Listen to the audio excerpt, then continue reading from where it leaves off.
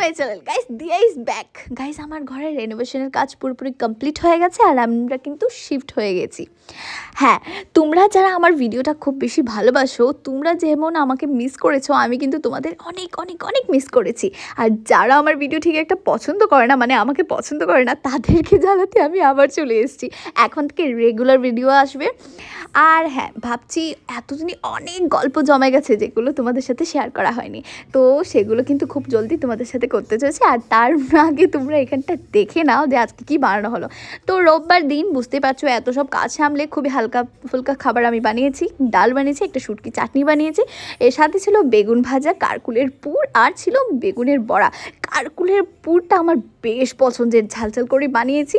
তোমাদের কেমন লাগলো আমাকে কমেন্ট করে জানিও। আজকের খাবারটা দিব্যার পাপাকে দিয়ে দিলাম আর দিব্যাকে আগেই খাইয়ে দিয়েছি, এবার আমিও খেয়ে নেব। তো আজকের এই মেনুটা তোমাদের কেমন লাগলো আর কার কারা আমাকে খুব বেশি মিস করেছে আমাকে কমেন্ট করে জানিও। বাই গাইস, সবাই অনেক অনেক ভালোবাসা, সবাই খুব ভালো থেকো। আর আমার ভিডিও আগের মতো আবার ভালোবাসা দেওয়া স্টার্ট করে